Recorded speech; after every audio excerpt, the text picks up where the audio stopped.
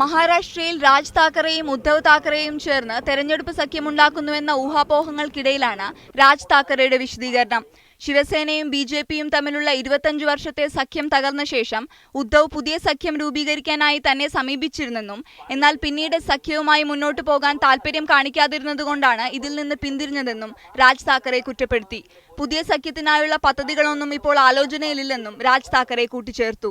ശിവസേനയുമായി ഒരുമിക്കുന്നതിന്റെ ഭാഗമായി സീറ്റ് വിഭജനവും ചില നിയോജക മണ്ഡലങ്ങളിലെ നാമനിർദ്ദേശ പത്രികാ സമർപ്പണവും കുറച്ചു സമയത്തേക്ക് നവനിർമ്മാൺ സേന നിർത്തിവെച്ചിരുന്നതായും രാജ് താക്കറെ പറഞ്ഞു. മഹാരാഷ്ട്ര നിയമസഭാ തെരഞ്ഞെടുപ്പിന് 5 ദിവസം മാത്രം ബാക്കി നിൽക്കെ രാഷ്ട്രീയ വൈരികളായ രാജ് താക്കറെയും ഉദ്ധവ് താക്കറെയും ഒരുമിക്കാനൊരുങ്ങുന്നു എന്ന വാർത്തകൾ പ്രചരിച്ചിരുന്നു. മറാത്തി സ്വത്വത്തിനു മുന്നിൽ വ്യക്തിപരമായ ദുരഭിമാനങ്ങൾക്ക് സ്ഥാനമില്ലെന്ന് രാജ് താക്കറെ ഇന്നലെ പ്രഖ്യാപിച്ചിരുന്നു. നവനിർമ്മാൺ സേന തങ്ങളുടെ സ്വാഭാവിക സഖ്യകക്ഷിയാണെന്ന വാദവുമായി ഉദ്ധവ് താക്കറെയും രംഗത്തെത്തിയിരുന്നു. ബിജെപിയുമായുള്ള സഖ്യം തകർന്നതിനു ശേഷം ഉദ്ധവ് താക്കറെ അർദ്ധ സഹോദരനായ രാജ് താക്കറെയുമായി ഫോണിൽ സംഭാഷണം നടത്തിയത് ഏറെ വാർത്താ പ്രാധാന്യം നേടിയിരുന്നു. ഒറ്റയ്ക്ക് ഭൂരിപക്ഷം നേടുമെന്ന പ്രഖ്യാപനവുമായി ബിജെപി രംഗത്ത് വന്നതോടെ ഇരുവരും ഒന്നിക്കുമെന്ന് തന്നെയായിരുന്നു പ്രതീക്ഷ. ഒക്ടോബർ 15-നാണ് മഹാരാഷ്ട്രയിൽ തെരഞ്ഞെടുപ്പ്. News desk, media 1.